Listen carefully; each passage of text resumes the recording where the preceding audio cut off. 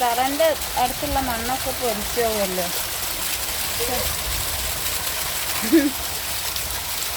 വല്ലാത്തൊരു കഷ്ടം. ഓയ്